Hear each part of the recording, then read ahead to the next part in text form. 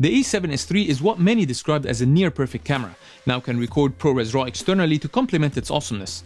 RAW being the staple of professional filmmaking in high-end productions made us wonder if we're really missing out by limiting ourselves to internal recording. So you're probably asking yourself, is shooting external RAW really better than shooting internal XAVC? Well, there's no simple answer. With RAW's great powers comes great responsibilities. RAW footage indeed has a lot of advantages over internal XAVC, but being RAW means it's a high-maintenance format that still suffers from a lot of drawbacks, which makes switching to RAW become a very calculated decision rather than a no-brainer. So after intensive tests and experimentations, I discovered there's so much to cover that couldn't fit in one episode. So I put together this two-part series to give you my full, unbiased and honest feedback as a DP shooting ProRes RAW on the A7S III. And let you decide for yourself whether RAW is good for you and your style of shooting or not. This episode will cover the technical details you need to know before shooting RAW from the A7S III, such as camera setup, resolutions, compatibilities, and restrictions, while the second part will cover the quality, color, and post-production, which has a whole other set of interesting surprises. I must warn you, this episode will get very technical in some parts, so clear your mind, grab your drink, and let's dive in.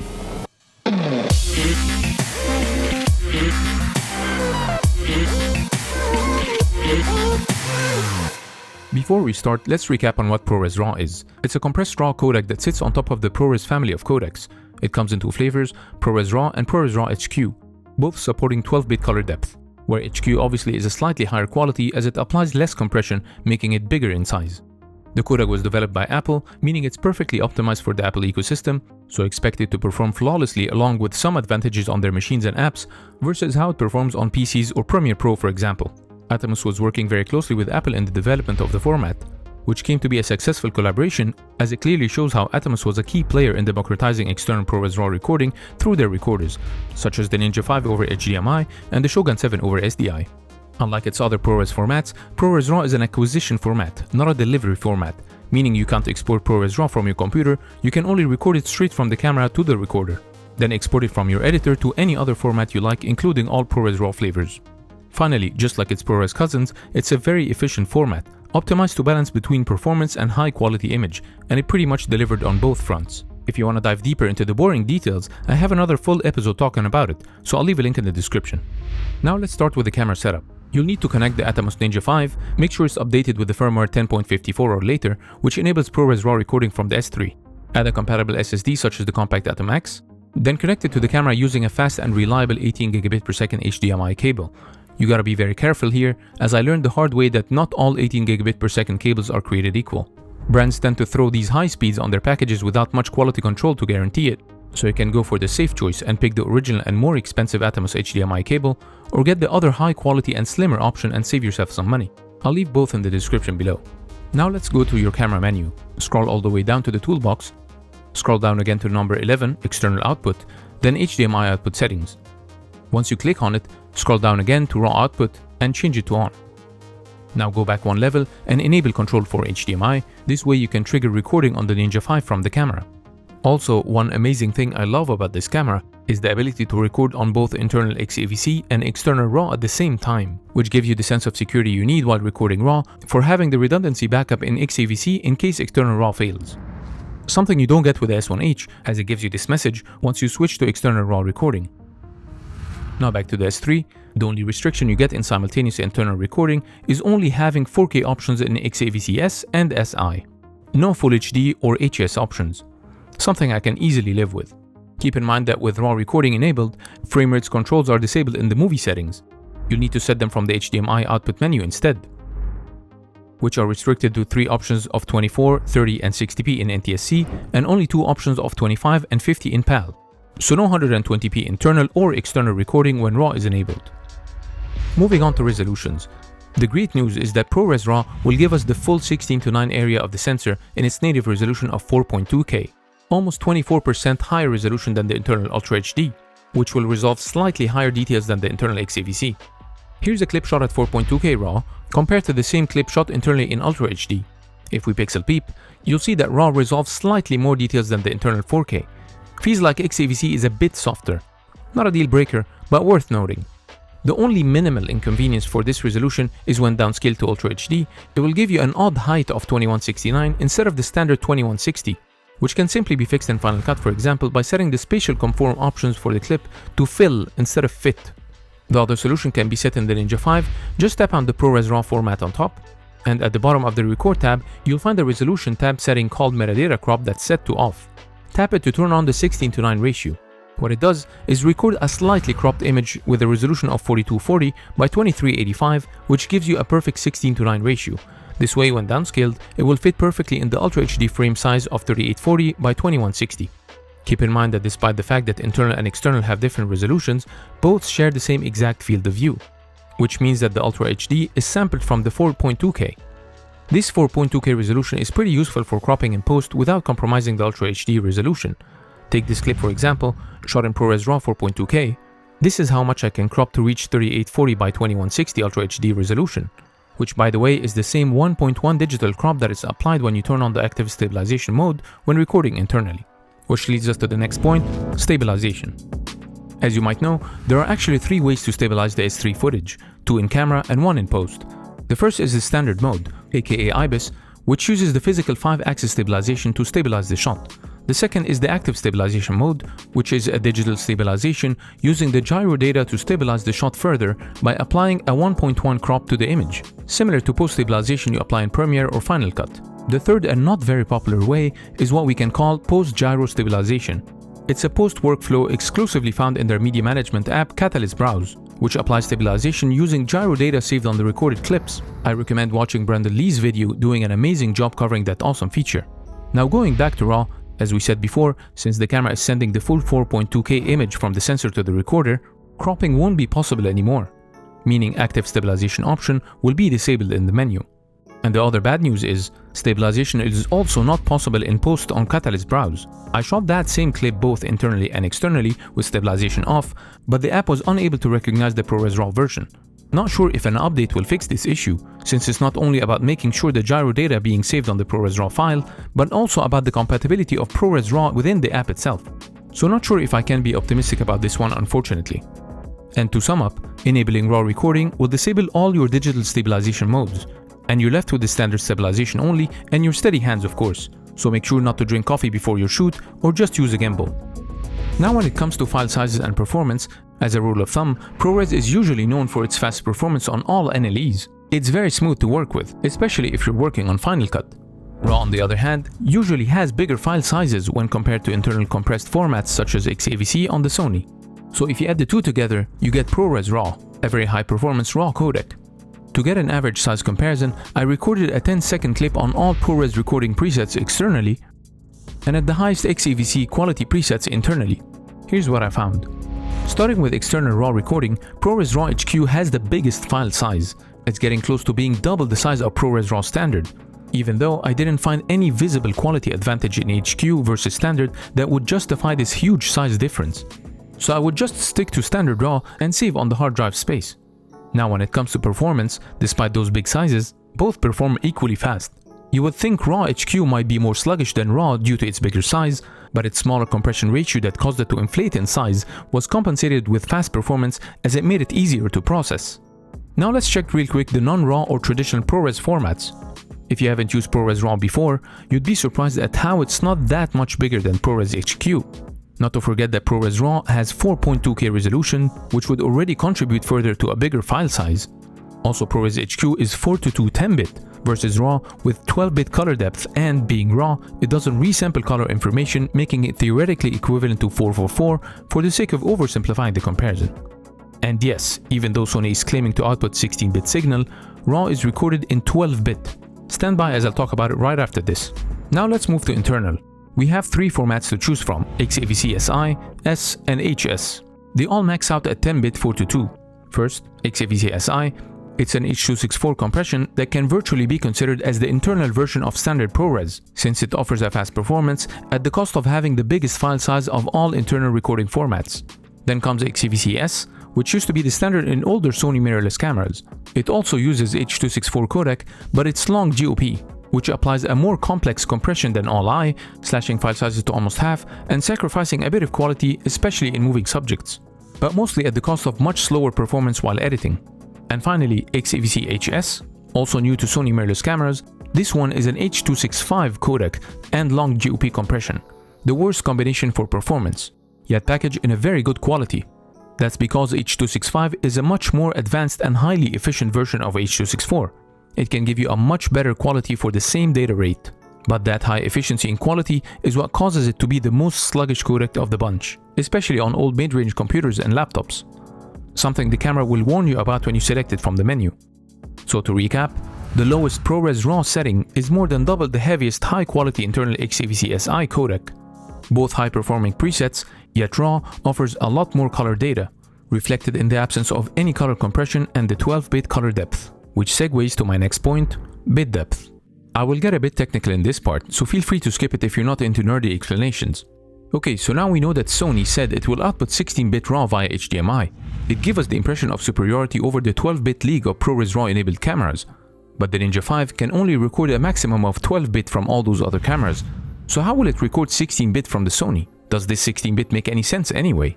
Well, as many of us already knew, I would just call it out for being nothing more than a marketing stunt. Not only because the Ninja 5 maxes out at 12-bit, but also ProRes RAW maxes out at 12-bit, and the announcement specifically mentioned the Ninja 5 as a recorder of choice. So I wasn't sure how that 16-bit will fit into a 12-bit format recorded in a 12-bit recorder unless it gets compressed. Also, let's look at the other Pro Sony camera with its 16-bit output, the FX9. We thought maybe being a Pro camera we might get proper 16-bit through SDI instead of HDMI. But again, Atomos just announced an update to its Shogun 7 recorder, enabling it to record ProRes RAW at, guess what, 12-bit again, not 16-bit. The trick here is that this 16-bit is linear and this 12-bit is log, which is a very common recording practice in cameras capable of outputting 16-bit. And I felt that Atomos kind of needed to clarify the situation on its website to justify why it converted Sony's 16-bit to 12-bit log by explaining how 12-bit log is visually indistinguishable from 16-bit linear. And they're absolutely right. They also released a video to talk about it, which I recommend watching in the link below. To understand why it's visually indistinguishable, let me try and simplify things by showing you the 16-bit linear graph of how the camera distributes its 15 stops of dynamic range in a very disproportionate way. The problem is actually in our eyes.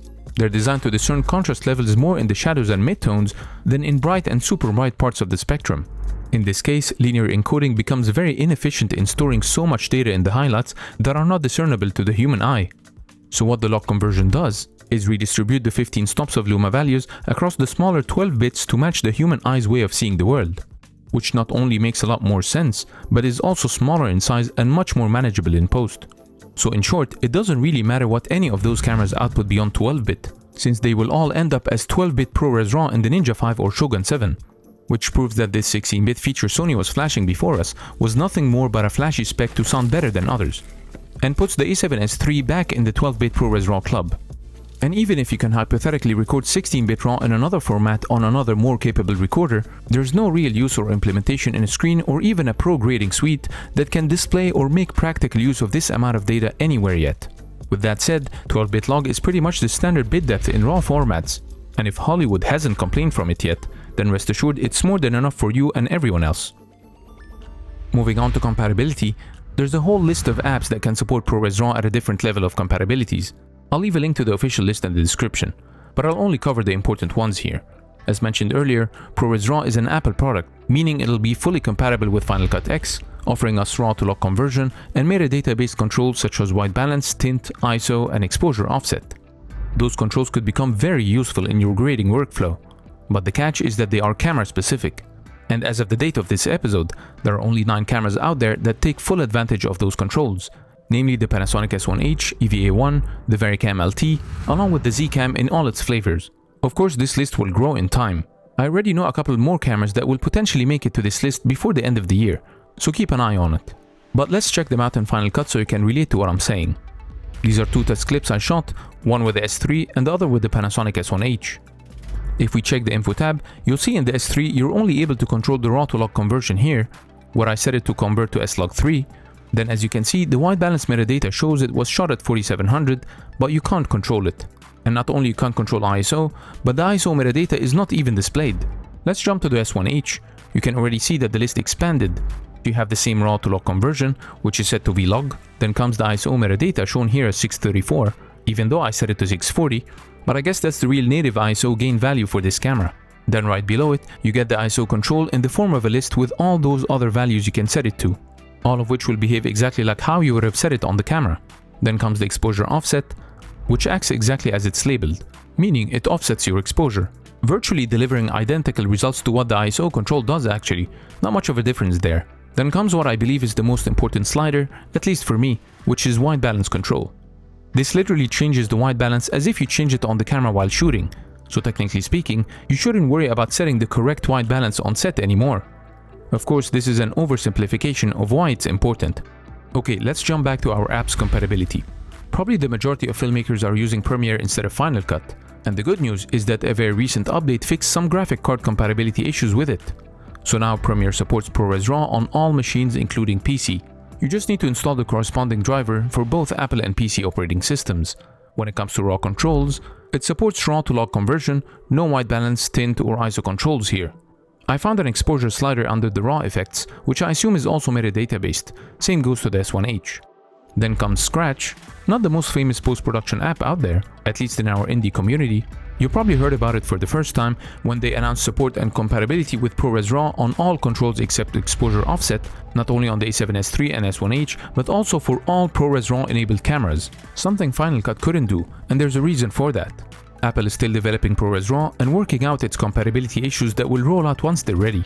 But what Scratch did is they didn't wait for Final Cut, but took matters in their own hands and they implemented their own algorithm that manually changes the metadata settings. More like a very calculated guess from their side based on their years of experience in the field. So I would take the current results you get from Scratch with a grain of salt. And I would advise you to test it yourself before you shoot to see if the results meet your expectations, and anticipate those results to change a bit once the official Apple update are released and implemented, which could happen very soon, so keep an eye on their updates. Now the bad news for DaVinci users is that it does not support ProRes RAW at all. Not now and probably not in the near future.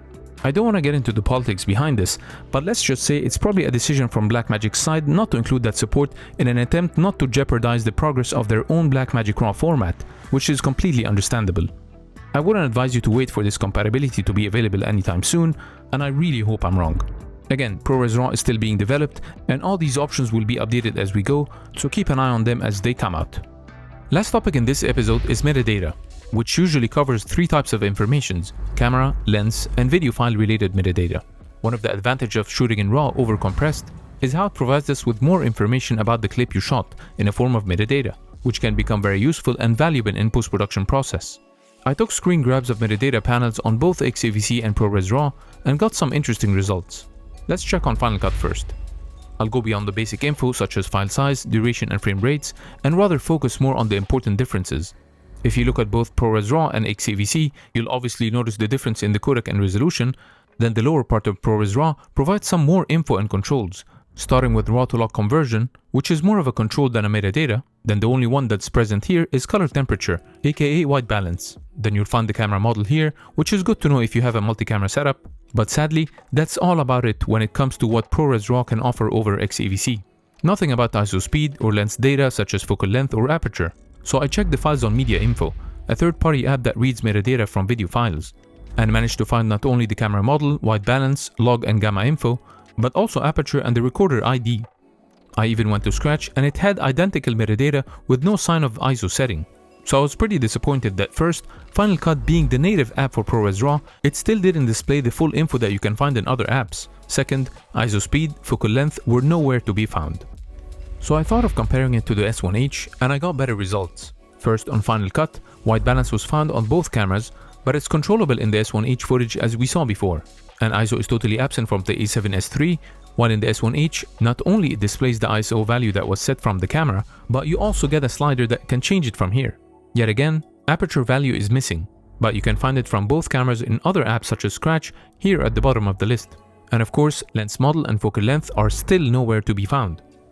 Just for fun, let's go for a final comparison against ProRes arch nemesis Blackmagic RAW, just to give you a taste of what kind of metadata ProRes RAW is missing and show you how Blackmagic RAW, in my opinion, is still in the lead when it comes to RAW formats, even though both formats were launched at the same time, which makes it a fair comparison, especially when comparing their metadata in their native apps, ProRes RAW in Final Cut versus Blackmagic RAW in DaVinci Resolve.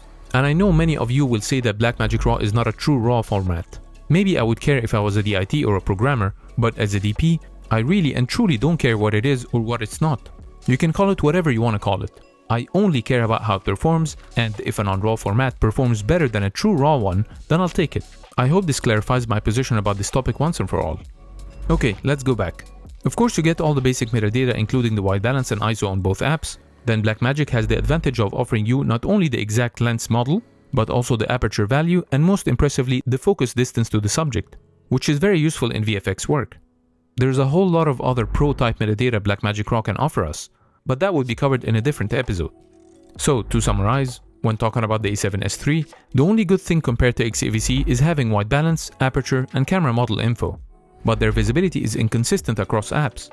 Compared to the S1H, you don't get the ISO details, and generally speaking, it's missing lens information such as the lens model, focal length, and focus distance. I personally find ProRes RAW metadata to be pretty disappointing honestly, coming from the A7S III when compared to other RAW formats, especially Blackmagic RAW. But it's slightly better than what you get from XAVC after all. There's a whole lot more to cover from the A7S III ProRes RAW output, a lot of pros and cons you need to know before you take that leap and start shooting in RAW. But I hope this episode clarified at least some of the basics and you're ready for the second part, which will cover the color science and post-production process in general. I'll also be sharing inconsistencies in color and quality I discovered between the XAVC and RAW, along with the tools you'll need to fix them. So go ahead and subscribe if you haven't already to get notified once I upload it. And don't forget, none of what I'm saying matters if you're not shooting with your camera. So make sure to practice shooting in RAW, let me know what you found in the comments below, and we'll finish our conversations in the next episode. Thanks again for watching, stay safe, and I'll see you next time.